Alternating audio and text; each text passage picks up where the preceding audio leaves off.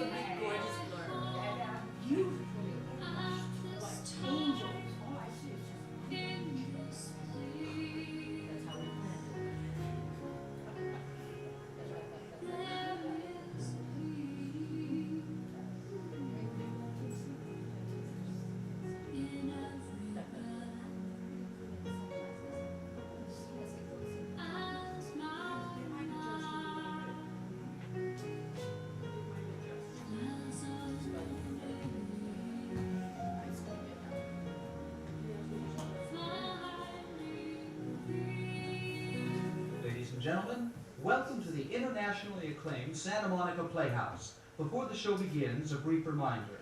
No eating inside the auditorium. However, drinks with lids may be brought into the theater. The taking of any photographs or the operation of any electronic recording device is strictly prohibited. Please turn off all cell phones and take a moment to look around you for the nearest available emergency exit. Thank you.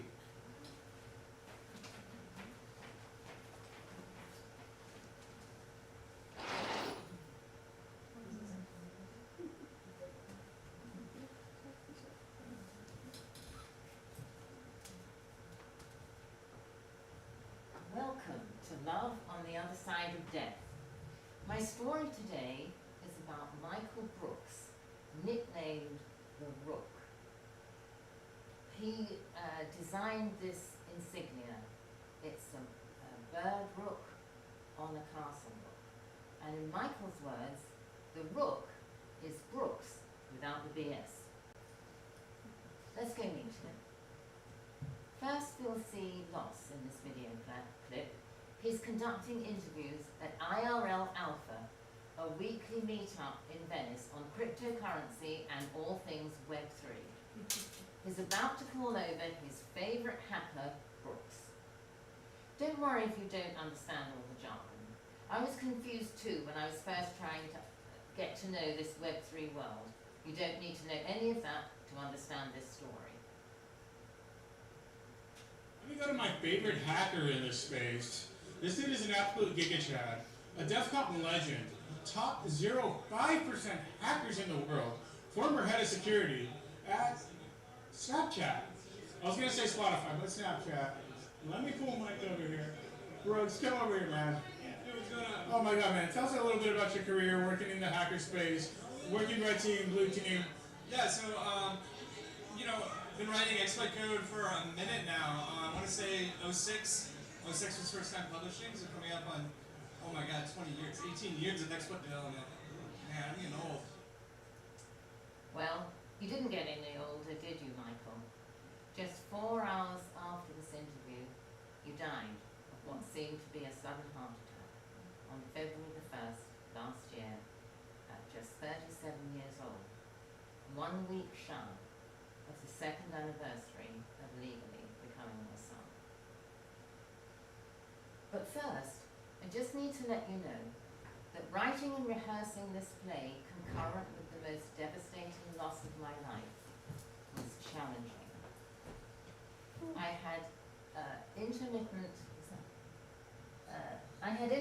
brain fog that I renamed grief fog, and a 2-week-long sickness that laid me low just a few weeks before the June 2024 premiere at Hollywood Fringe.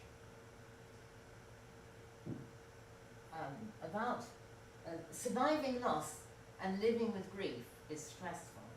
About a month after Fringe, I developed a myriad of itchy skin conditions which remain with me to this day, despite treatment.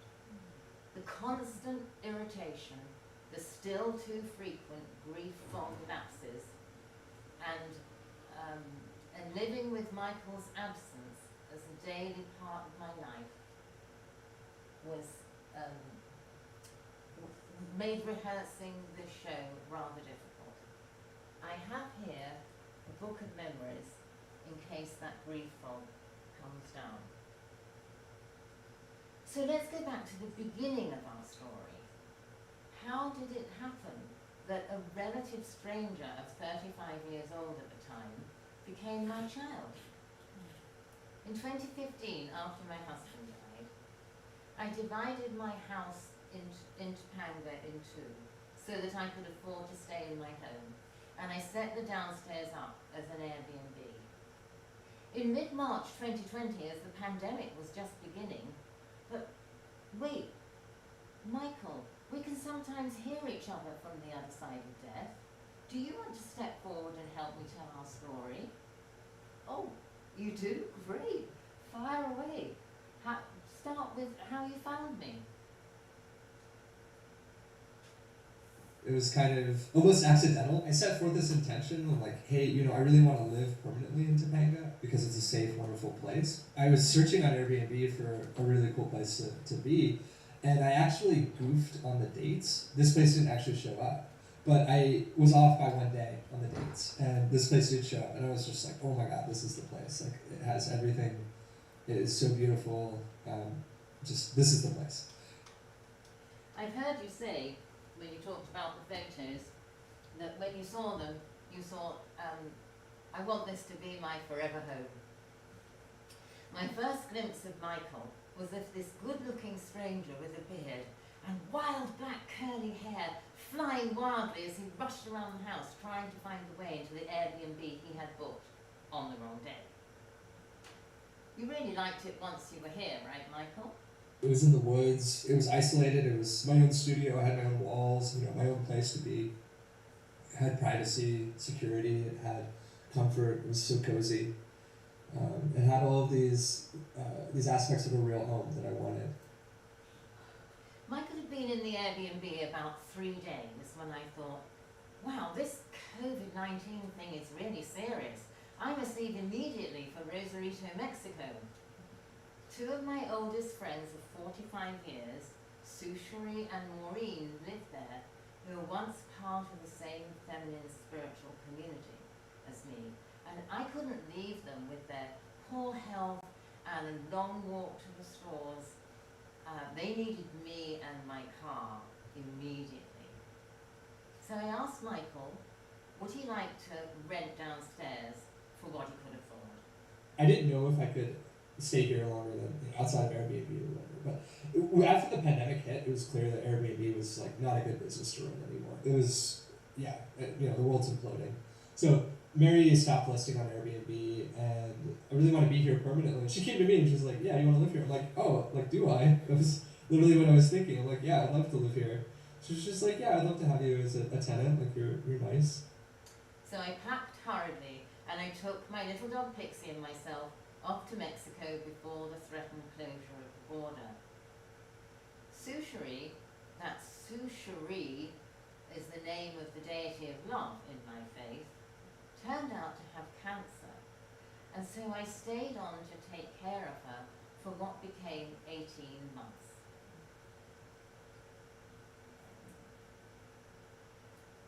I didn't like physical caretaking, but I wasn't going to let her die in hospital with nurses who probably didn't speak English and absolutely no visitors allowed.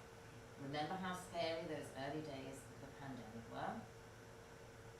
In all that time, I only visited Topanga twice in the fall of 2020. I met Michael briefly on those visits. Do you remember this, Michael?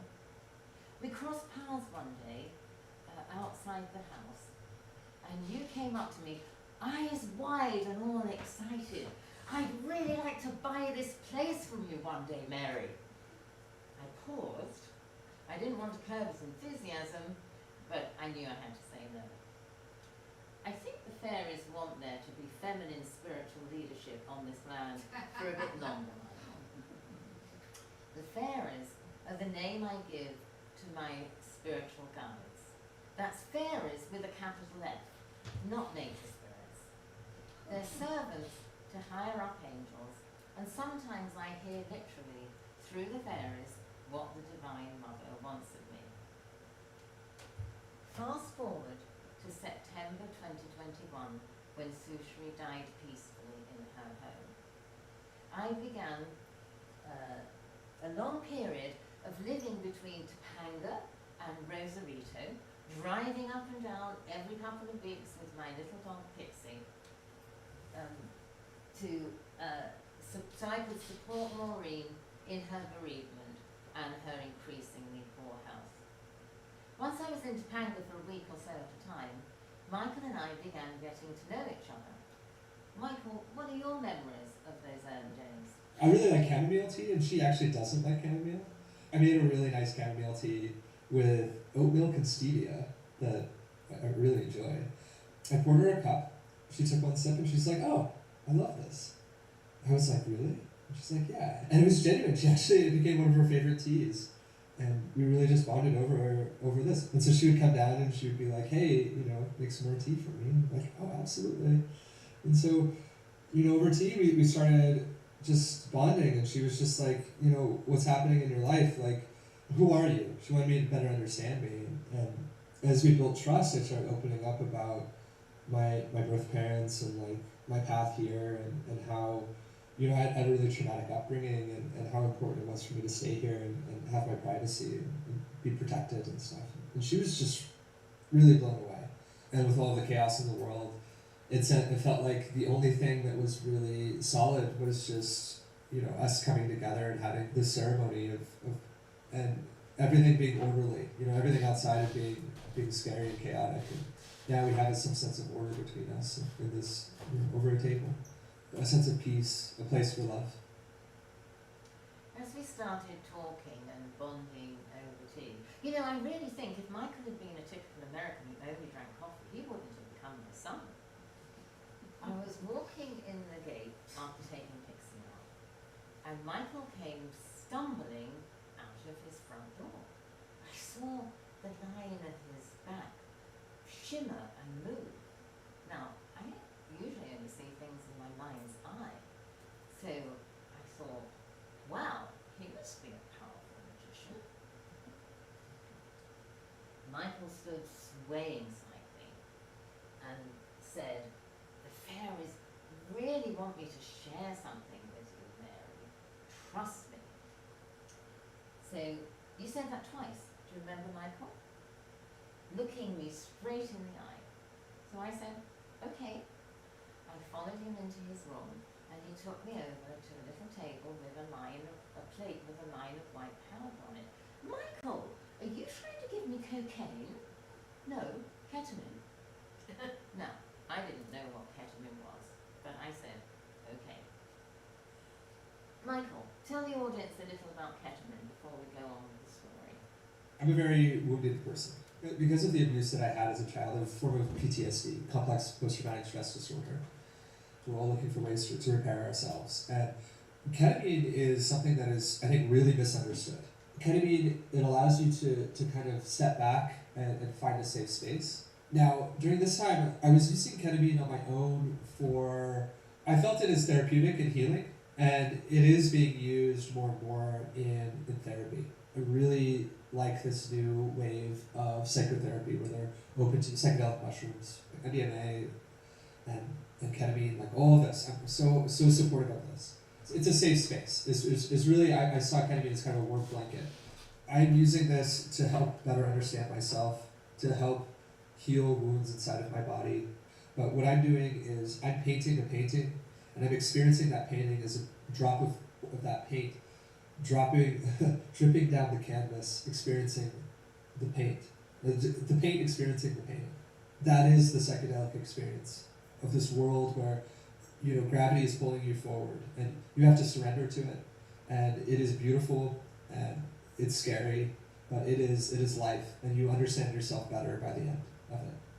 Each time I would go through this process, I would, I'd reflect, I would journal, and I would say, like, okay, what did I learn about this? Like, how do I become a better person? Now we get to the really juicy part, right, Michael? It was after a tea ceremony, I decided to go on this psychedelic trip.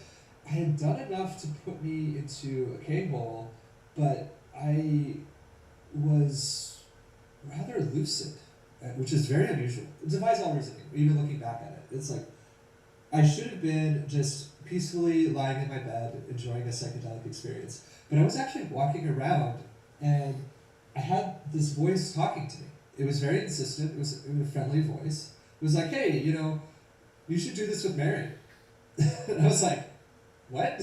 You mean the thing I've been hiding from my landlord out of fear that I might get evicted? He was like, no. You should go up to her and offer her to do this with her. Just do it. And I'm like, no. This is crazy. I know you're a hallucination, right? This is crazy. You're just a hallucination telling me to do this, right? It was like, no. I mean, you can call me a hallucination, but I'm not a hallucination. Like, I'm a fairy. You should do this. Like, this is a good thing. This is a good thing to do. I'm like, all right. I'll bite. I'll do it. You seem like a nice person. He convinced me. The voice convinced me. A literal voice, a literal conversational voice, which is anyone who's used ketamine, you don't hear voices on it. It's not like, so LSD actually has auditory hallucinations that are associated with it. Ketamine is auditory, it reacts to auditory, so you experience music in different ways. You don't like hear things out of the blue. That's unusual. But this is more of like a kind of a channel, what you would say. Like some people would call a channel, where they're hearing a voice in the mind's eye. So I'm hearing a voice that's coming to me and telling me that this is a good idea, and explaining to me that like, yeah, no, that you should do this. And so I was like, all right, fine, all right, I'll do it. I concede. I agree. And I even told him, I said, like, she's gonna say no, right? And like, this could be really bad. I could get evicted. And he's like, she won't say no, and you won't get evicted. Just do it. I was like, all right, fine. So I went up to her. I was a little loopy, but I went up to her and I was like, hey, Mary, I really want to share something with you. And the fairies told me to do this. And she was just like, okay. I was like, what? So I took her to my room, and I had a kind of altar set up, and I had a plate out, and there was a line of fluffy white powder, and she didn't know what the powder was. And I said, I'm like, hey, this is something that's very important. I want to do this with you. And she was just like, okay, like, let's do this. I've never done psychedelics with someone from that generation, and so this was a new experience. And certainly, like, you have to snort it, right? This is like, which is like, that's weird. I set it out for her, and she did it. I put on some music that was really important to me.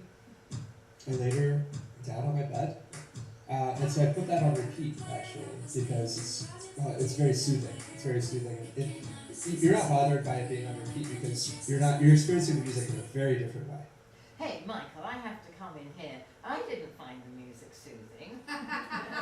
I'm not used to contemporary music. And from inside the effects of the drug, it just felt relentless.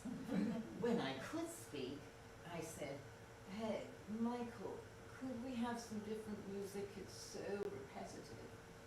And he just said, no. Go on. So I had also put out another dose for me as well, so that we were on a very similar path, and we were lying down next to each other on this very similar psychedelic path. That allowed us, so back up a bit. Okay, I have CPTSD. I've been physically and emotionally abused by my mother. I am afraid of women, especially older women. That is how I'm married. I have no control over that. It is a phobia. So laying down and cuddling with an older woman, like, alarm bells across the board. But I was able to do so in this state, and we held each other, while we're being pulled along on this crazy trip where we are both these drops of oil paint.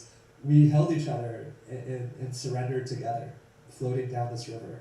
And we had a sense of love, of being, thrown off into this unknown space, certainly unknown for both of us. And she just trusted me in a way that I didn't expect. And I surrendered to her in a way that I didn't expect. By the end of it, we found a deeper love for each other and for life that neither of us had expected or could have ever explained. Like, if someone explained to me what would have happened afterwards, I would have never believed them. But I was told just what I needed to know to take the next step. Yes, the whole experience was really extraordinary. I wondered some weeks later why I had said yes, and why I said yes the second time when I saw the white powder. I dug deep down into myself. After all, I try to only do what I think the fairies are telling me to do. So it was very strange, and I made the decision so quickly. As I pondered, I saw a picture in my mind's eye of Michael looking intensely as he said to me, trust me. And I realized that after hearing about his childhood of being beaten and belittled and never listened to, I couldn't say, well, I won't trust you this time, I'll trust you next time. It was yes or no, now or never. So I chose to say yes. Going back to the ketamine trip itself, I was seeing huge tubes of different colours, almost like those foil air conditioning tunnels, moving slowly like huge worms. That went on for a long time. And then I felt an overwhelming wave of love come through me. That was so intense, I said aloud, I don't understand what's happening. I thought I was in love with someone else. As I came back to myself after the trip was fading, I realized that my feeling was mother love, not romantic love, prompted, I think, by the one single clear picture I saw. It looked something like this. As I was looking at the picture, as I was looking at the image of Mary and Jesus, I just felt that Michael and I were supposed to do or be something together that was to do with this image, and that something together was very important.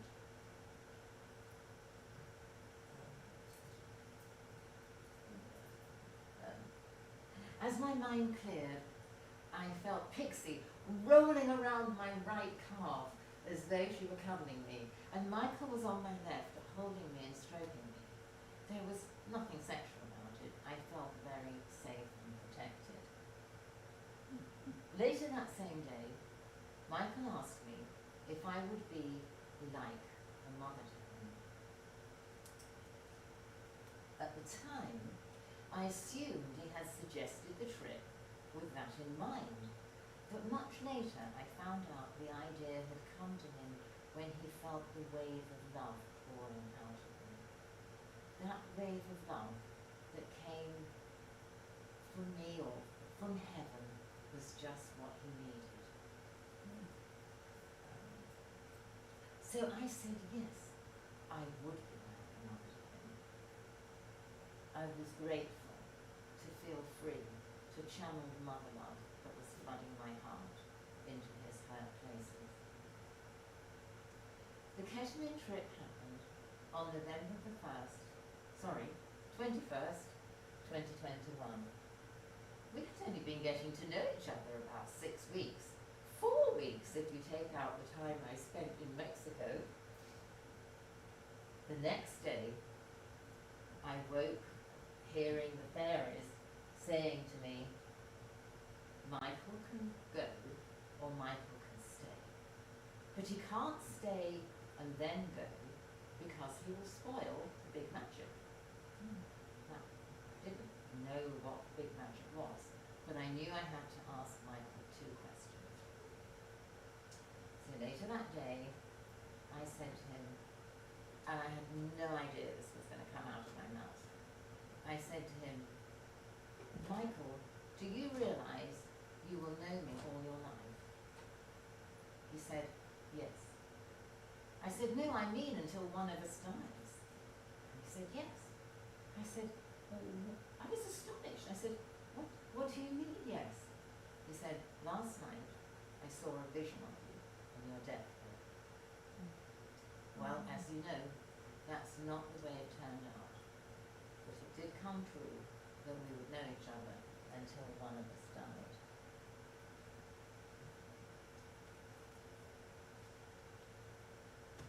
The second question I asked him was whether he realized that since he asked me to be like a mother to him, he had brought himself fully into my magical life. And that the fairies had said that if he wanted to leave, he could. But if he stayed for a while and then left, he would spoil the magic. And Michael said, no, I'm all in. I want this.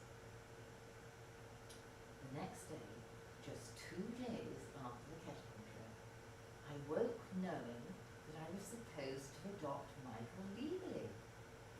I didn't even know if that was a thing. I looked online, and adult adoption is possible in California and 29 states.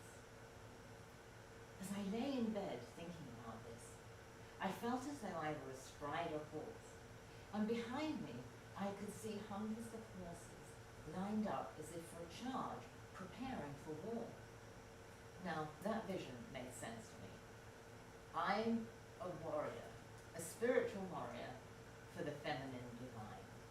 And my war is with the poisonous and oppressive nature of patriarchy that hurts men as well as women, and with the division and destruction of toxic male egos holding power with cruelty over thousands of years. The pure divine archetype of mother and son in harmonious relationship could be a powerful spiritual weapon in this kind of warfare. So, I have been given the next question I was supposed to ask Michael. As I went about my tasks, I knew I had to ask him that particular day. I was pretty nervous. What if he said no? What if he rejected me? I assumed it was somehow to do with my vision of the horses. But much later, I found out that Michael had woken with a particular thought that very morning. You say, Michael. And, you know, as time passed, I kind of felt internally that I'm like, man, I really wish Mary would just adopt me. I wish she was my mother. Like, I just so much easier to talk to her, so much easier just to be around her. And she was also thinking the same thing. She was just like, oh man, she didn't have children. She wanted that kind of connection in life. And so I was thinking to myself one day, I'm like, man, I really wish Mary would just say that she would adopt me. And I didn't know how to do that. It was more just childish. Like, I didn't even know adult adoption was a thing like that. I wanted her to be my mother. And she just, over to you, she just blurted out, she's like, I'd like to adopt you. It's just like, taken back. It was just like, oh man, I would love that. I would love that. And it was the same. It was like, okay, so I wanted to move here and I wanted to stay here. And she picked up on that. She's like, you know, I know you're an Airbnb, but I'd like you to stay here. And I didn't have to say anything. She knew it. The same thing was like, oh man, I'd like you to be my mother. She's like, you know, I didn't tell her. She was just like, yeah, be my mother. And it's like, it's almost as if she knew what was inside me, that was what I needed.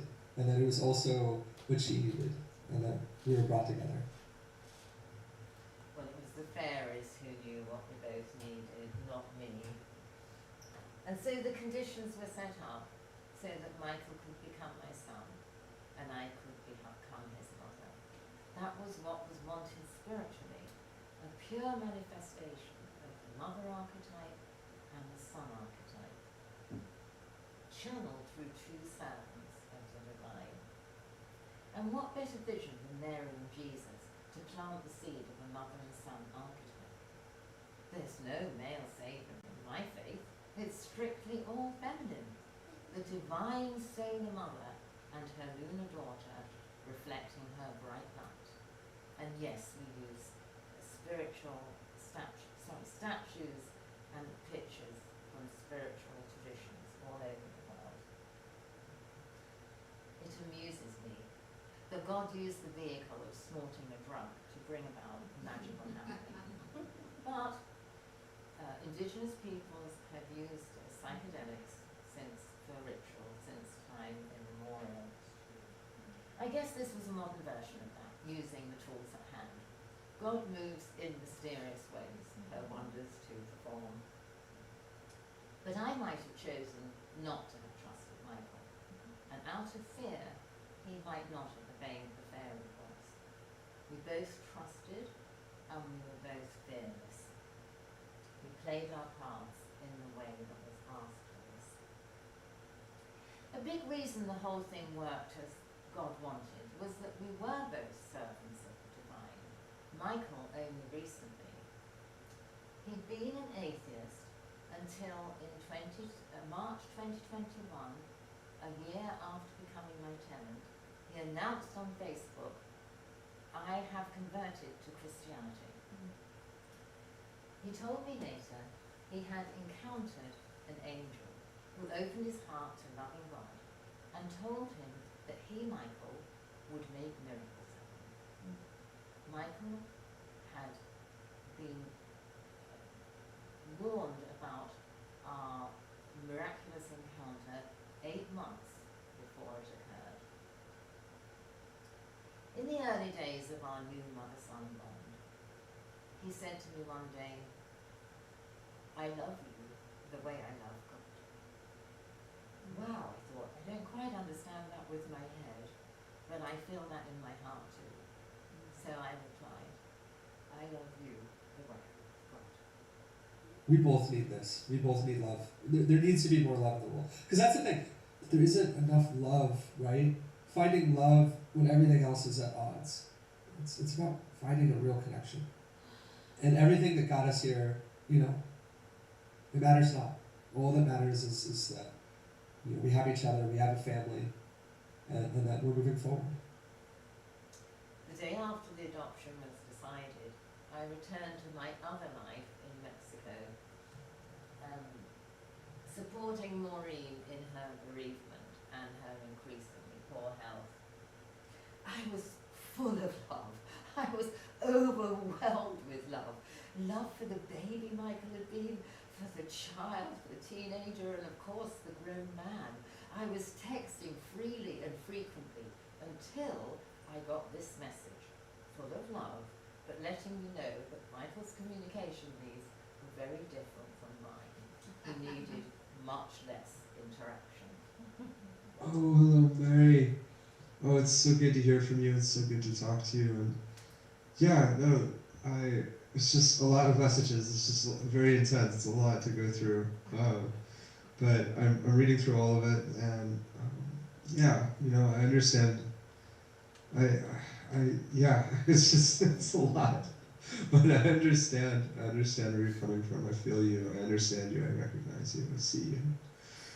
And I love you. I love you unconditionally as my mother. You're the best mother I could have ever hoped for. You're way better than the mother I was gifted. Yeah. I mean, yeah, the mother I was gifted through nature versus the mother I was gifted by the fairies, or it's difficult to, like, how do these gifts come? How do these gifts happen? I'm just so fortunate to have you in my life compared to my natural mother, who's just crazy. She's just so angry and crazy, and yeah, you're better in every way. Like, I'm just so happy to have you. And so our intermittent life together began. At first, Michael stayed downstairs in his apartment, but when the upstairs tenant moved out, I invited him to live at the top of the house with the room with the gable window. He really liked that idea. He said, having my own room will be healing in itself. And that's every bit of what I needed, because, you know, my parents, they never really made space for me. And that was a part of this pattern of abuse, is that my mother, like, I grew up in a 3-bedroom house, and I didn't even have a bedroom. And so she took the master bedroom and then monetized both the other 2 bedrooms. And I was just left in a corner until I was, 12, 13, something like that, middle school, before I had my own bedroom. Michael took such pleasure in decorating his room. He chose the colours he'd seen in the vision of me on my deathbed. Amethyst bedspread and golden velvet curtains. But it was also hard. He enjoyed having a loving mother in his life, but he was a coder, a hacker, an introvert who needed vast amounts of time and space to himself. But we bumped along together in a mostly satisfactory way, and luckily for him, he had the whole apartment to himself during my 10-day stays in Mexico.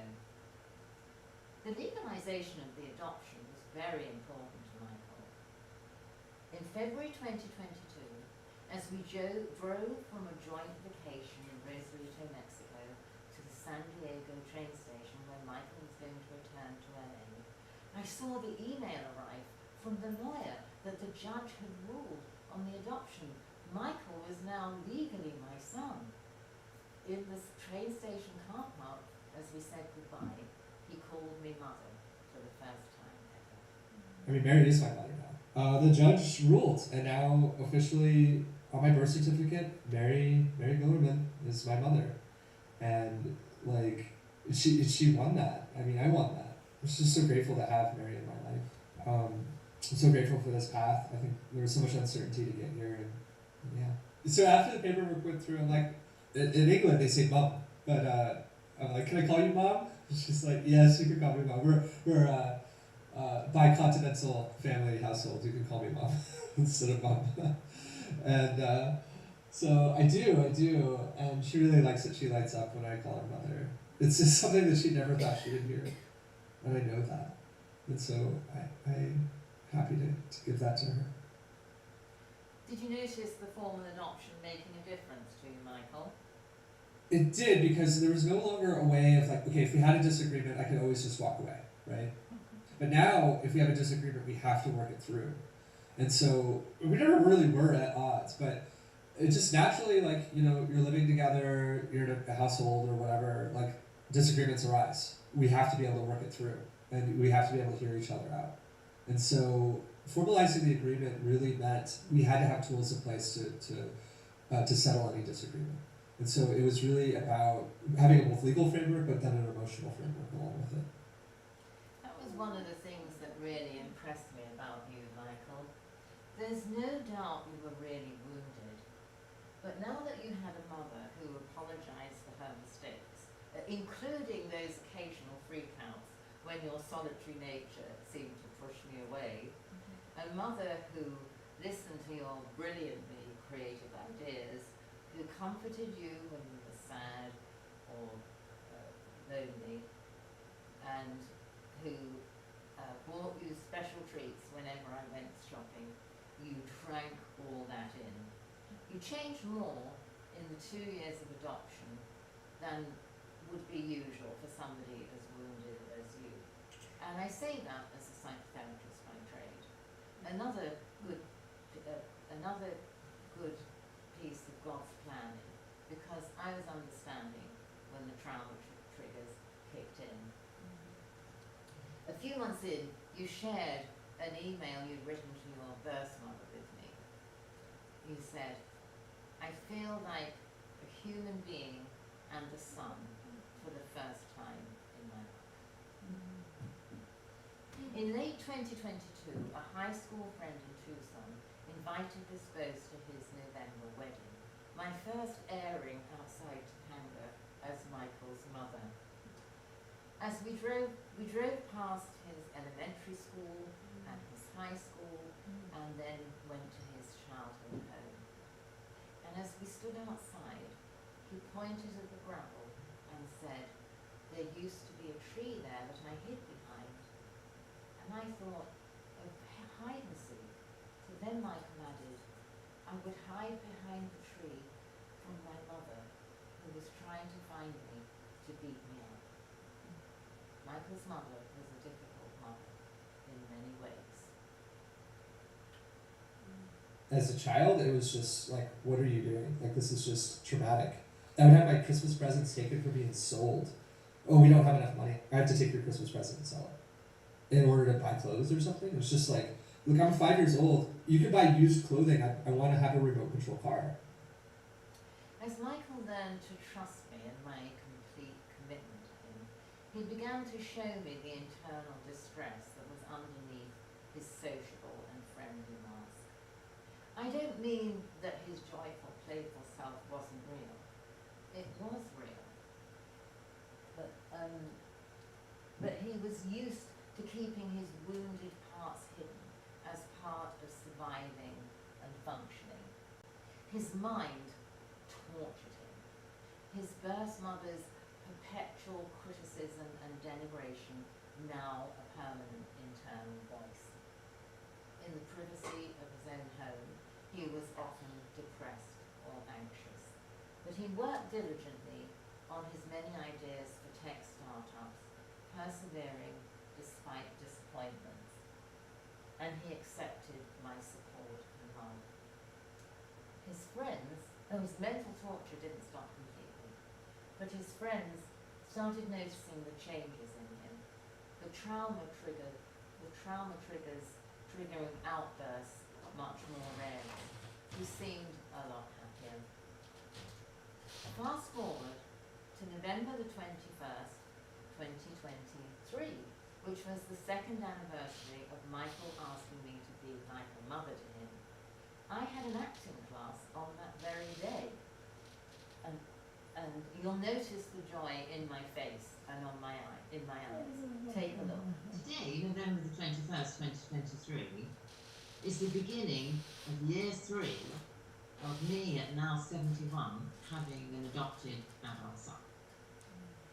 And so how come that at whatever I was, 69, an adult son came into my life?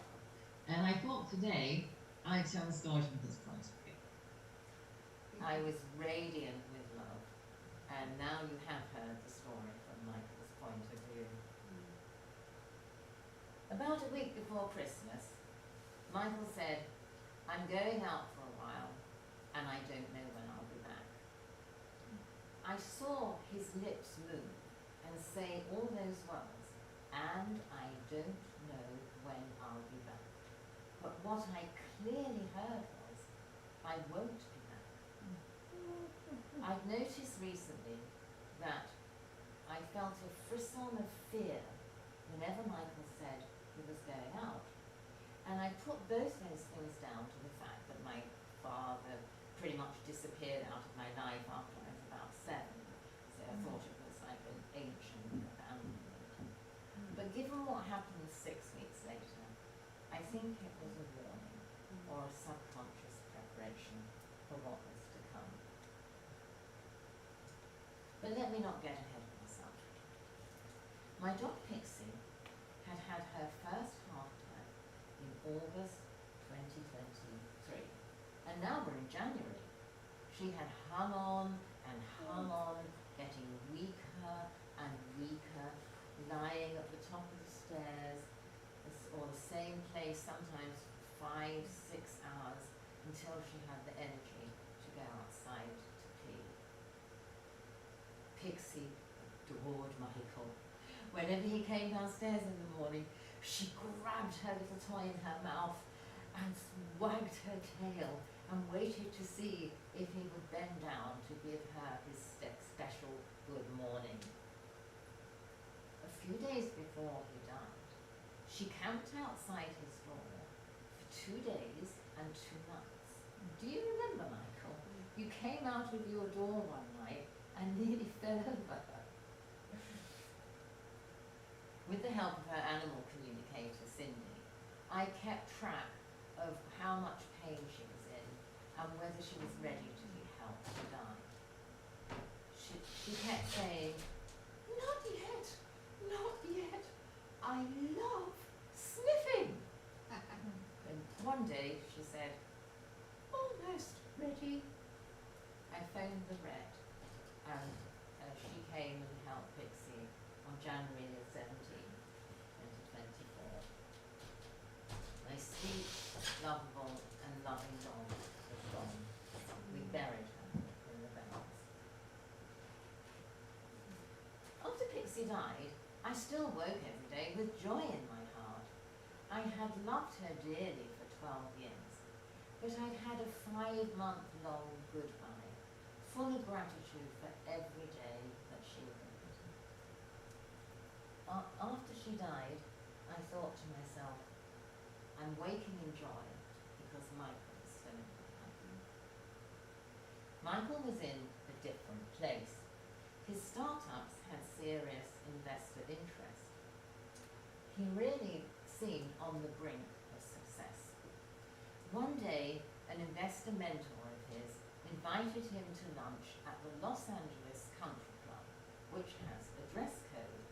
Panic ensued. We rushed around the house looking for Michael's only suit. I found the dry clean jacket pretty quickly, and after rummaging his room, Michael emerged in triumph, waving a crumpled shirt and a crumpled pair of trousers. As he was leaving, I said, wait, let me take a photo. Wearing a suit was a very rare event. That was also the occasion of the last goodbye hug I ever received. I'm so grateful that that dress code means that I have a record of how much Michael had changed. In the first shot, he's looking at me and saying, I know I am loved. And in the second shot, he's saying, I'm confident in my manhood and what I can achieve in the world. I carry photos, those photos with me everywhere. Photos that show how emotionally healed Michael had become.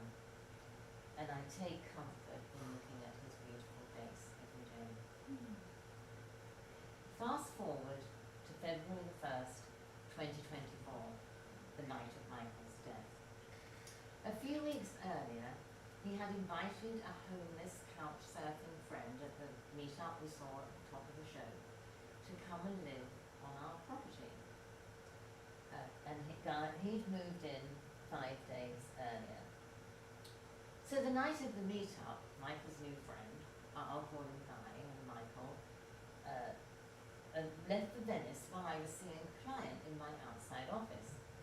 I texted, "I'm coming up, are you still here?" "No, we left a tad early." "Never mind," I said, "see you later." And I did, on a gurney, dead. Guy slipped in the shot before the police said no photos. I'm looking down at Michael's beautiful, so peaceful face. Backtrack to that phone call. "Are you sitting down, ma'am?" I was. My mind flashed to car crashes and someone was seriously injured or dead. "I'm sorry to have to tell you that your son Michael Brooks is dead." I don't remember the exact words I thought, if I did, but I remember the feeling. Oh, that's a change of plan. I wasn't expecting that. I don't remember feeling upset or shocked. I just thought, this is God's will, not mine. I drove to where Michael's body was, and I heard the story from Guy of what had happened. Michael hadn't been feeling very well at the meeting, and as they left, he handed the keys to Guy and asked him to drive him to the ER while he used his asthma inhaler. Then Guy thought that Michael was having a serious heart attack, so he pulled over and tried to give him CPR. But the autopsy report revealed later that Michael had died of acute asthma exacerbation. Once he pulled over, he called the paramedics, and they tried for 10 minutes to revive Michael, but then declared him dead. 40 minutes later, I arrived. I walked over to look at my son's body under the tarmac while we were waiting for the coroner to arrive. And suddenly, I felt Michael burst through on the other side, arms upraised in relief and release. And then I felt Pixie arrive. Wriggling with glee, she was so excited to see Michael. In the days that followed, I knew in my bones that Michael was overjoyed to be free of the mental torture and allergies, asthma and heart pain that had plagued his body. The day after his death, a close friend of mine in England wrote, "Michael is full of joy and incredulous that the joy won't end, doesn't end." Knowing that was a great source of comfort to me in the early weeks it was. Flashback to Pixie's story. I talked with Pixie 10 days after her death, courtesy of Cindy, the animal communicator. She thanked me and said she was very grateful for all the adventures we had had together, and but she was worried and said, "Who's going to take Mary for a walk now?" I said, "Tell her we're getting a dog." And she said, "It might be a male, and I'll try and send a sign."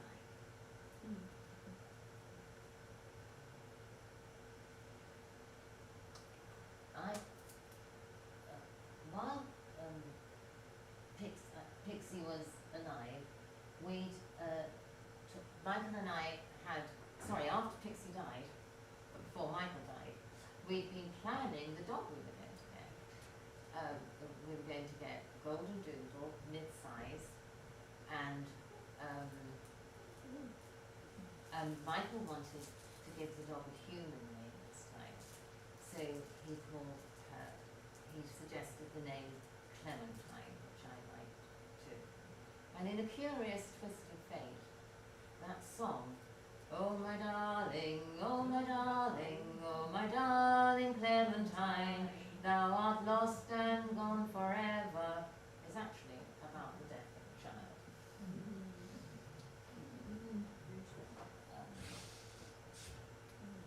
When later, talking to Pixie after Michael had died, she told Cindy she had been worried I would be lonely because she had known Michael was going to die and she had to go first in order to greet him.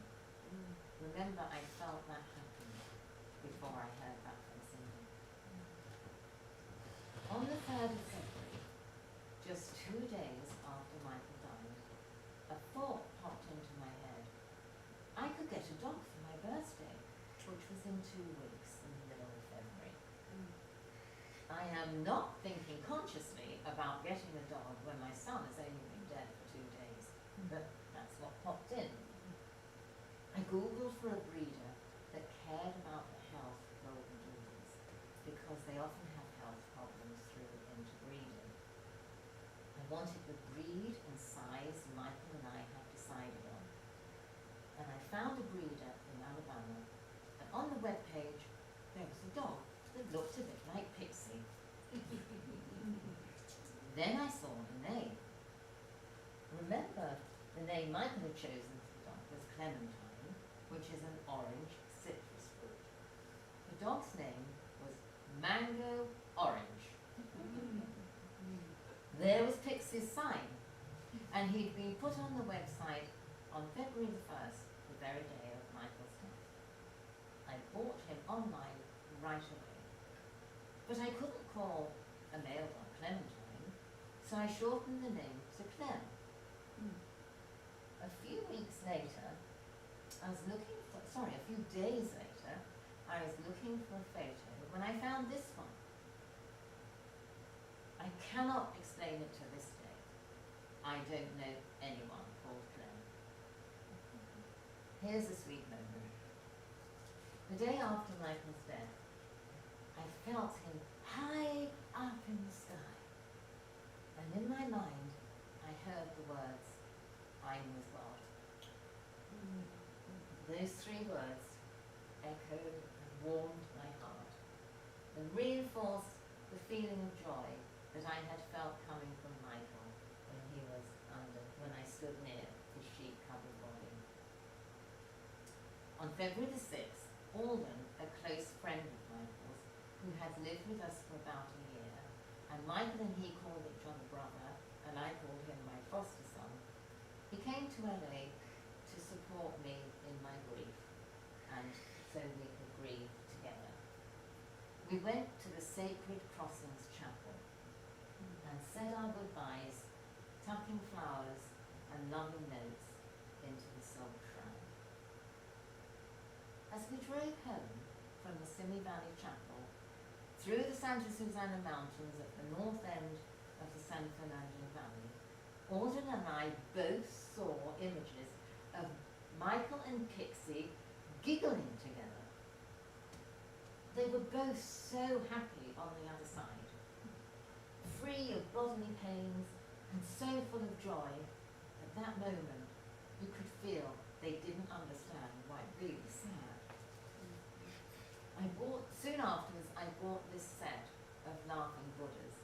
The feeling of them perfectly captures that image of a little boy Michael and a bigger-than-in-life Pixie giggling helplessly together. It was very comforting to share that vision with Alden and to feel their joy at being out of their physical bodies. Now we move on to more stories of love on the other side of death, stories of Michael's visits. About a week before Michael died, we had talked about what movie we might go and see for a treat on asked Michael what he'd be interested in seeing. Michael said he'd like to see Wonka, the recently released prequel to the 1971 classic Willy Wonka and the Chocolate Factory. Michael said Charlie and the Chocolate Factory had been a favourite book of his as a child, and I said, I've heard of it, but I haven't read it. After Michael's death, I began texting Em, a close friend of Michael since middle school, but she knew nothing of our birthday movie plan. Em texted, I sent you a package. It says it's from me, but I felt that Mike wanted you to have it as a birthday gift. The package arrived, and it was, whoops, Charlie and the Chocolate Factory. Not long after Michael died, my cleaner came and worked a long day, and when she was tired, she ruined the toaster oven by forcing the clean parts back in any old how.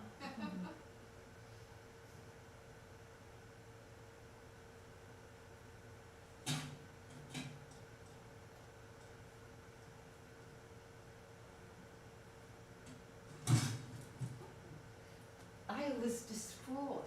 The Japanese toaster oven had been one of Michael's favourite possessions. And then I remembered the Amazon, $300 Amazon gift card I bought Michael to buy clothes for Christmas and that I knew he hadn't spent. So I went online and checked the price of the toaster oven. It was $299.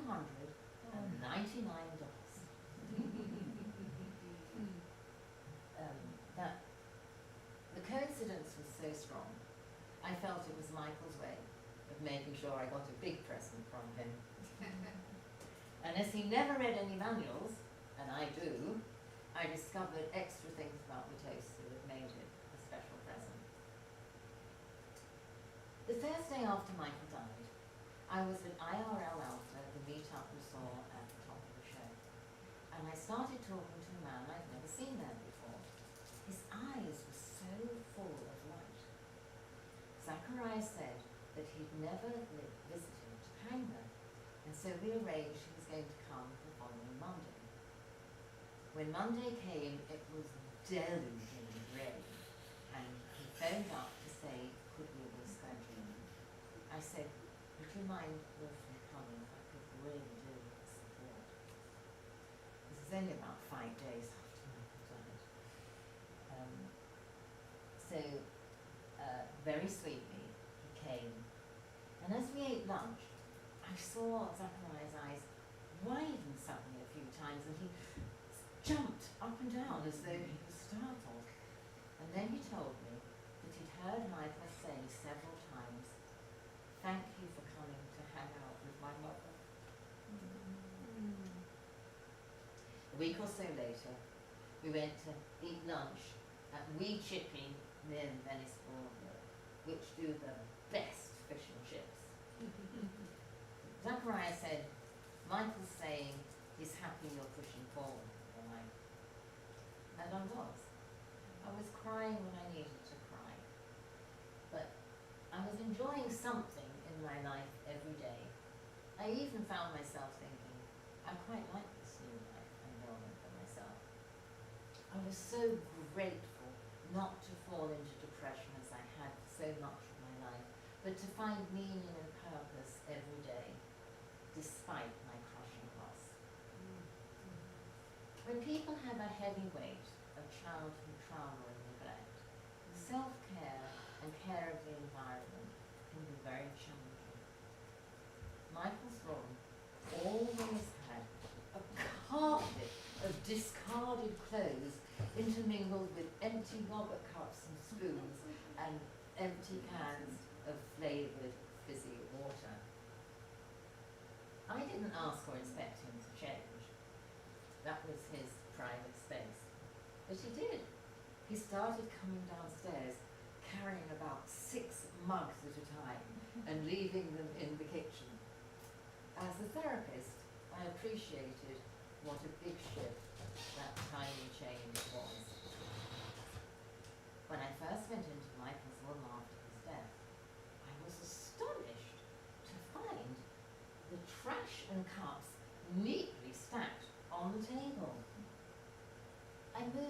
Michael's bedroom to be in the space he had occupied for nearly 2 years, amid the scattered clothes, which I put in one big pile, and the tidy trash. I just wanted to be with clothes and items he had touched for as long as I could. One day, a few weeks after Michael's death, I was having an energy healing session with Tyler Odysseus for my scoliosis. And when I said, I was thinking this morning, maybe I was ready to take the trash out. Tyler said, can you feel Michael in the room? I tuned in and I said, yes, I think so. And he said, he's saying you should take the trash out. I said, Michael, oh, he's sitting right next to you on the bed and he's saying you should take the trash out. I said, Michael, I don't know if I'm ready to take the trash out. I'm not going to take it out until I'm ready. But after the session, I thought about how Michael had never been listened to and how I wanted to listen to him even after his death. So I came up with a creative compromise.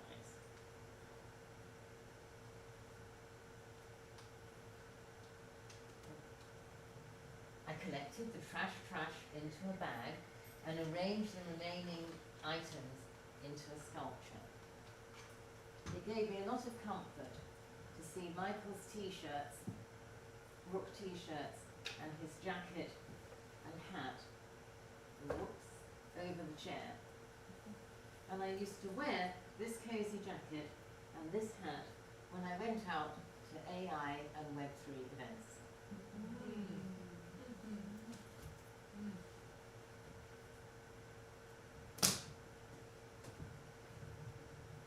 One day, I decided I was ready to wash Michael's clothes, but I extracted 3 items that smelt of him, and I created this baby.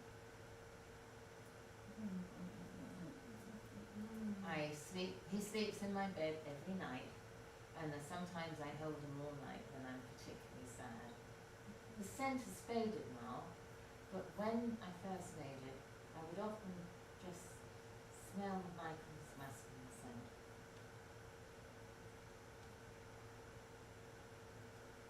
The first day I went into Michael's room and decided I was going to make it my bedroom. I'd been making phone calls on the side of the bed and I felt tired, and so I pulled up over me the grey tie-dye throw that I had bought Michael for Christmas. And as I did so, I felt Michael in the air above me, and it was as though he unfurled himself and lowered himself into the blanket. I felt this overwhelming, intense love that was so strong that I felt woozy, as though I was losing consciousness. And I sleep with that throw on the bed every night, feeling very cozy.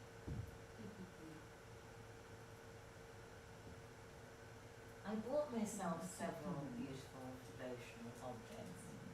I felt like these purchases were consolation presents from the Divine Mother. She knew what a hard thing she was asking of me, to relinquish my son into her care after such a short period of active motherhood.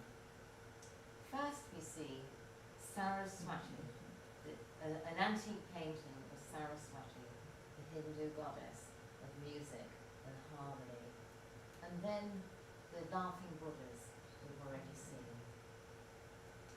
When I saw those brass horses online, I thought, wow, that's me and Michael still in partnership even after his death. I'm the horse that's still down here, and Michael's the horse with wings on the other side of the veil. Lastly, and that was interesting because for all the time he's been my son, I had kept this solar horse and this white-robed maiden in front of the altar wall to represent Michael lamb chops toy that reminds me of Pixie. Oh, can't leave that out. Yes.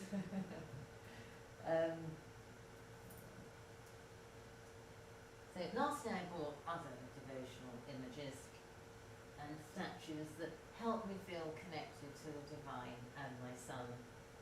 With these statues I keep the feeling of motherhood alive. One day in April, about 3 months after Michael's death, I was texting my sister in the faith, Candy, about how my grief was getting in the way of my writing this play. I just felt cloudy and stuck. I knew the important stories were there somewhere in my mind, but I just couldn't access them. She asked, what's the barrier?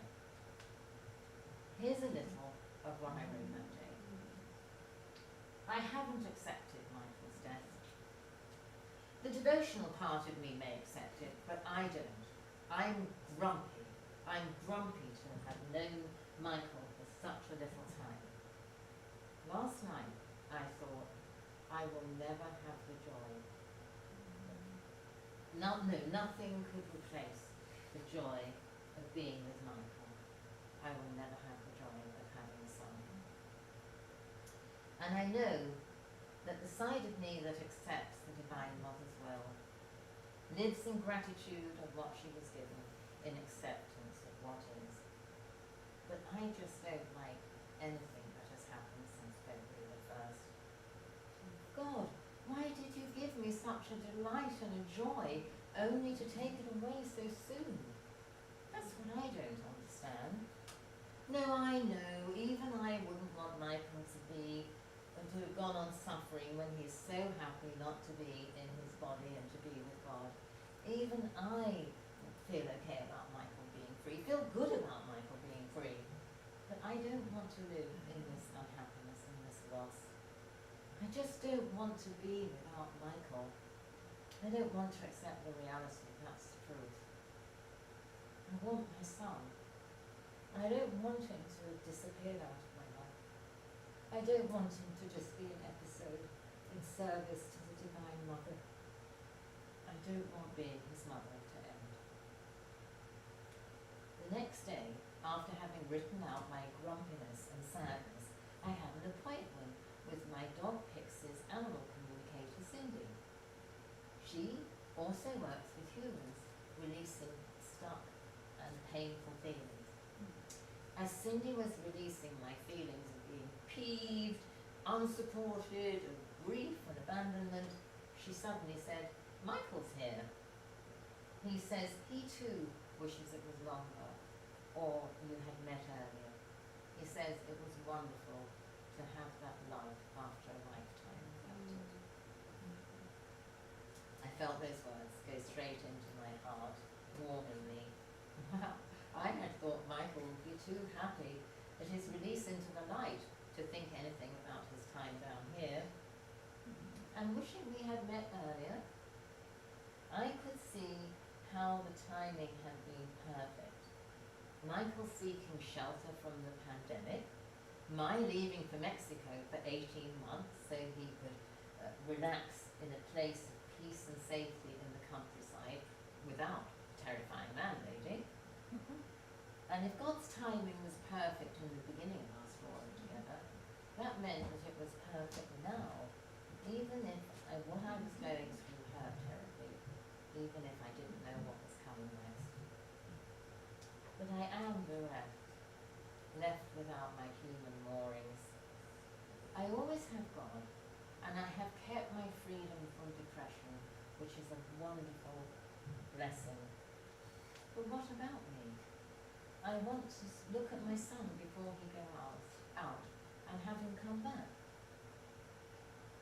He didn't come back. He left that night without a goodbye, without a wave. You left without saying goodbye, and I had to say goodbye for both of us, looking down at your face on the gurney after the coroner had arrived. Oh, Mike, oh, my loss. Today, a year and a month after Michael's death, With him on his own journey on the other side of death, life is still hard without my beautiful son. I still miss Michael terribly, but a year after his death, the next chapter in my life is being revealed to me in God's time. I'm hand in hand with the divine and with my son. And Michael, because you were never listened to as a child, I give you the last word. That's my blessing to you. What is the old adage? Love knows no bounds. Yeah. I think, take that literally. Love knows no bounds. You need to find ways of creating love out of nothing. We all do. And I think that's really I don't want to say the purpose of life, but I think, everyone has their own purpose in life. Creating love and light, that's a great purpose, man. What's better than that? So, that's what we're doing.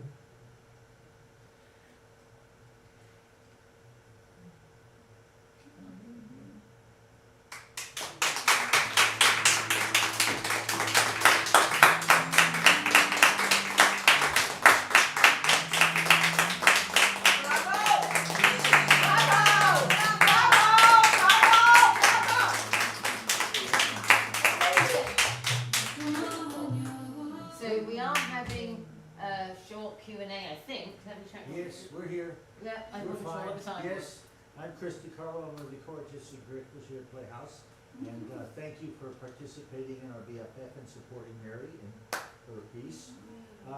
You've witnessed the birth of a child. Every play is a gift from the artist, and it is being manifested through their efforts at sharing, at exploring, at discovering. So when you have this opportunity to speak to the artist and query or just give feedback, it helps nurture that child. So this is what this is about. It's just a few minutes. You have any comments? You want to share anything? You want to say anything? It's not about a critique. It's about just sharing your experience, where it took you, what you felt, what you thought. That's really. I talk about it in a minute. I will after the talk back. I have a few minutes, but I want to get the feedback for Mary, so that's why I'm out there, just to kind of ignite your imagination and give you permission to express yourself in however you feel is appropriate for what you just experienced. Okay. Good. So, any takers? Yes, way in the back there. Hi, Mary. I just want you to know it was so lovely to hear the story so fully fleshed out the way that you did it. I mean, I've heard about your adopting Michael and him being an adult son, but to actually hear the full story, it makes complete and utter sense how it all played out. And also, one of the remarkable things that I thought was just extraordinary is that you were able to not only write this beautiful story, but to use his words and his language in the driving of the story as well, almost as if he's a co-author. You know what I mean? It's like, I've written a show with Dan Fogelberg Music. Well, Dan Fogelberg's an author, and it's like, here's this beautiful son of yours who you've woven his words through this piece. It was really extraordinary. I just loved it. And I loved the humor. I laughed in many places. It was very joyful. It was all of it. Thank you. Yes. Our next volunteer. Yes. I really appreciate how you've been able to reckon with loss and with death and to come out on the other side in just a way with so much wisdom and so much wisdom. And I also just really love the voice quality of the actor who played Michael. He just did it perfectly. Yeah, that's Michael's actual voice. Oh, it is? It is. He's done somebody's been taking a lot of tapes from me, a podcaster, and so because Michael came into my life after he started taping me, he edited an hour tape of Michael, and then I edited it into making a conversation. Oh my God. So I didn't write any of that. Michael I wrote thought all you that had with written his it heart. And commissioned an actor to say it.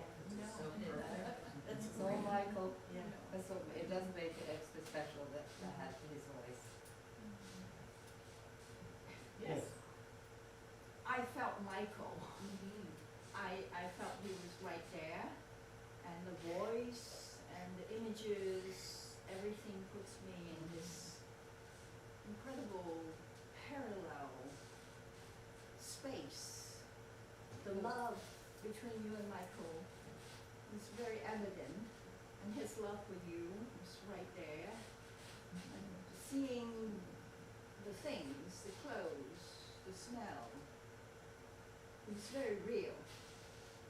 I've also lost someone like that, and your beautiful emotions really helped me. Thank you. Thank you. Anyone else? No pressure. Yes. Wow, Mary. Well, yeah, I just felt touched because I've been such a part of your life in another different, extraordinary way. I've been as my psychotherapist some 30 years ago. And to see how I just love the temperament, the texture, your pacing, your every word counted, and how what a powerful illustration this is of how we can creatively move through our grief to present something. So, like this is your gift to him, and his gift to you, and it's just. Thank you for doing that. I'll just end with a funny story about Michael. So I was working on this play, and I wasn't quite sure how to structure it. And I went on a long drive to Ojai to see another solo artist. And on the way I thought, I wonder if I could chop that tape of Michael's into a conversation. And I felt him go, oh yes, that's a really good idea. I would love to be on stage with you. Yes. It's a great idea. It really works. Yeah. So it meant a lot to me when you said that, because that was my hope, that some people would feel that even this long after his death, that some people would kind of feel his essence come to join us. So that's It very really special. works. It really works. It's a theatrical device, but it works really well here because you are so sincere, and this is real. And what we're witnessing is healing right here, and courage to be so bare and so naked and be there with your love, and the back and forth conversation really works. What a gift to have that. So Hello. Yes, this is the healing. This is where it's at right now, in this theater. Beautiful. Beautiful. There was one other sort of overarching theme that just kept screaming out at me, which is, and I've always believed this, but your story also embodies this theme of anything and everything is possible when you are open to your wishes, your destiny, your fate, whatever you want to call it, because two people, you and Michael, both had needs for something, and without even realizing it, were brought together. And we're both open enough to have something that many would see as unconventional, yet worked perfectly together. So I'm writing part 3, which weaves in the story of Michael and I having been together in another life as mother and son. At the time when matriarchy was being overtaken. So it's quite, I haven't written it yet, it's very challenging and interesting, but I have a bit more tape that I'm going to use in that one. All right. Michael. So thank you so much for this. I'm just going to take one more moment of your time, because my task really, aside from assisting Mary with this talkback, is to come out here as the seniors member of the Playhouse. I've been here since 1964. Wow.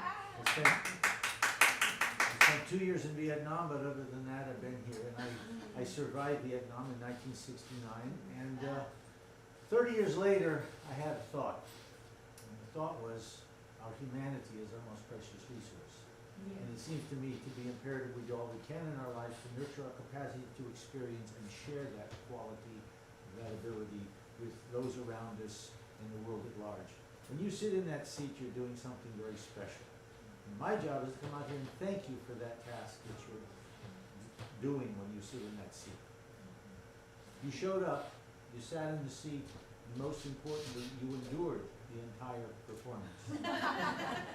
And that process allows you to step out of your comfort zone. It exposes you to thoughts, ideas, situations, relationships, conditions that you may never wish to entertain, and yet there you are. Contrary to popular opinion, as you just expressed, theater is not a spectator event. When you sit in that seat and you endure, you're hit. It took me 30 years to come to a thought after my experience in Vietnam. It may take you 30 years to process what you just experienced, or a nanosecond. But however long or short that might be, it's allowing you to possibly become a little more accepting, a little more tolerant, a little more empathetic, a little more patient, a little more human. And that is a special gift that you give every time you sit in that seat and you endure. And it is for that gift, personally and for the Playhouse, that I want to say to each and every one of you, thank you. Thank you. Thank you. And I want to thank you, because I've come to this theater over these 30 years from time to time to see plays, to see this and that. So many friends have come through here, and you've been here for so long. Thank you for being here. We need theaters. We need this kind of deep conversation. We need this right now. Your work is very valuable. Thank you very much. Thank you for that, and thank you for that appreciation. I am out here for selfish reason as well. I don't know if you noticed the big poster on the patio. There's a nice, beautiful picture of our main stage as it was, and now on the right side as it is now. Back in July, we had one of the sprinklers in our recording studio failed. We didn't know it because we hadn't been in there doing live recording since the pandemic. So we went in there with storage, we went in, but we hadn't been in there a while, and all of a sudden we're having a full house show. It's in the afternoon on a Sunday. Our stage manager comes in and says, we have a leak. And I'm looking, we have a leak. Where's that water coming from? There's nothing there. And then we had another, so it started dripping all over the house, so we had to move the whole audience in the show into this space. Well, I investigated, and I thought it was the water lane that supplies water to the restaurant and the restrooms. And I looked there, I turned the water off, the water's still coming down. What was it? I walked upstairs to go in the crawl space between the two floors, and I walk in the room where our studio is, and I hear and I look, and there's water all over the floor, seeping through the floor to the crawl space between the floors, through that to the crawl space in the ceiling, and then the water's dripping. It was the fire sprinkler. So I went out back. There's a 24-hour, 7-day-a-week emergency line. I called the line on a Sunday. Guess what? I get an answering machine. So I said, what do? I call the fire department. They're here in 5 minutes. 30 minutes later, they had shut the water off. They replaced the sprinkler head and went away. Then I had to call Pro to come out and start getting the water up so we could reopen the next day or something. And they're spending 4 hours cleaning up.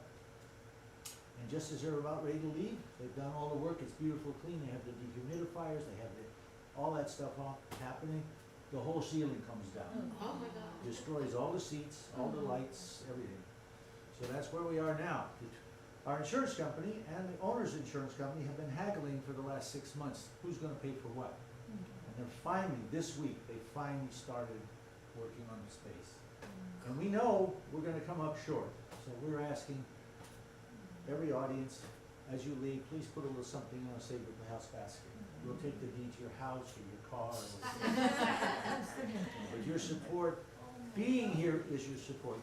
We should be full right now, and we're not. And the only way we're going to get full is for all of us to become advocates. As you just so eloquently stated, we need theater. It's an imperative we have. So please, please do what you can. And again, thank you for being here. Thank you, Mary. And be safe. Thank you. Thank you very much. This is shocking. Well, it'll be bad. Huh? It'll be bad. Shocking. Right? It's now. Mary, thank you again. That was absolutely wonderful. You guys, she's See you from on Cozy Thursday, too. fun. She's from Cozy too. Yeah. Cozy. From Cozy. outside.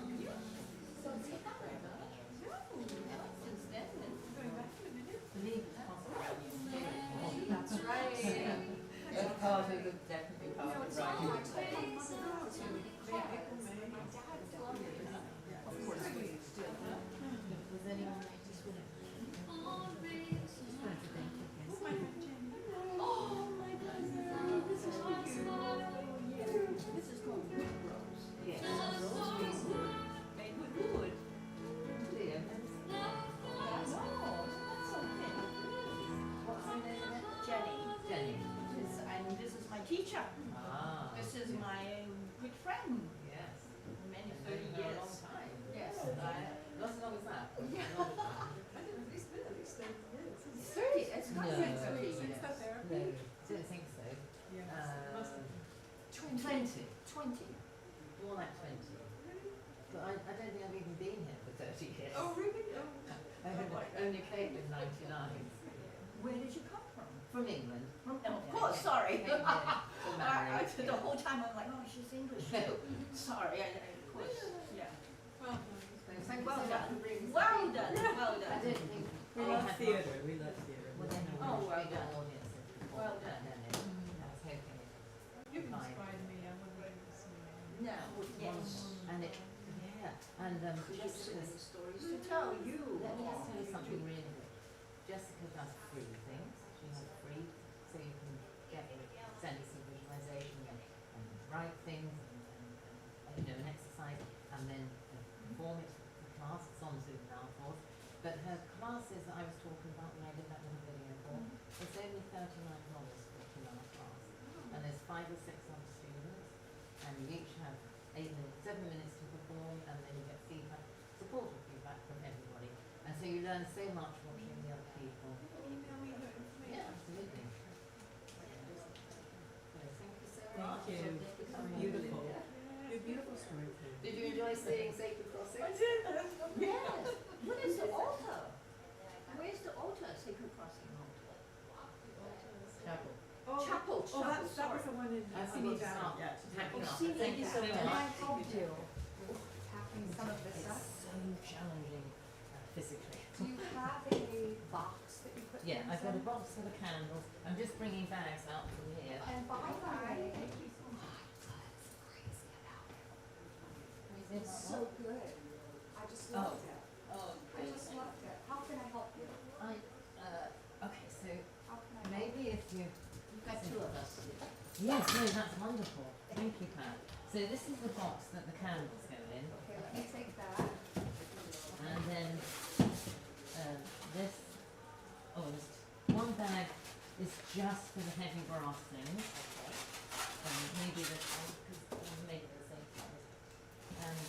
And then the other bits and pieces go in the other bag. I'll just get my other things. Oh.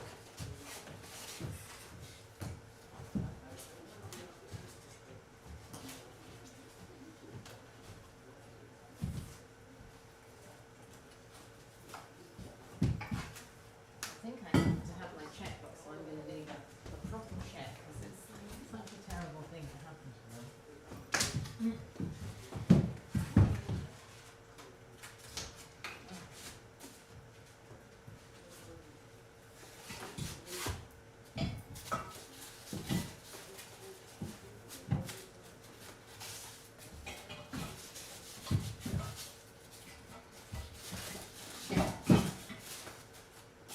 Are you parked across the way? I am, but I'll have to bring it outside because there's so much heavy stuff. Say again? I'll have to get the car outside even if I'm on the red line. Okay. And then where do the pictures go? Do the pictures go into here? Yeah, everything, all the props just go in a bag for the brass things and a bag for all the other things. These are the Buddhas. Yeah, and the pattern. Yeah. Thank you again, Mary. No, thank you, Chris. I'm going to write you a check, but I have to pack up first. Well, that's fine. I've got to go upstairs and stop the things. I gotta get ready for Got the the next thing. pictures, and then the candles can go What else do you need? in here as well, like this, right? Perfect. Yes. And then We've got of 1, course 2, the cloths. 3, and then the cloths. The cloths go in as well in this book. Oh, okay. This is pretty heavy. I know, yeah, don't do it over your shoulder, you'll ruin your shoulder. Where can I leave this? Oh, just Will that go in there, Pat? It's too heavy. if I put it on here, I'll see it. It's gonna fit in this one. You're gonna let it? Just check there's nothing else here. Wait, this is the heaviest one. They're Check both that. very heavy, but. Anything else? Yeah, but the fabric. Yeah, the red fabric. Yeah, that's yours too. George, See how should we that's not move the furniture? I'll take care of it. Okay, thank you. There's this.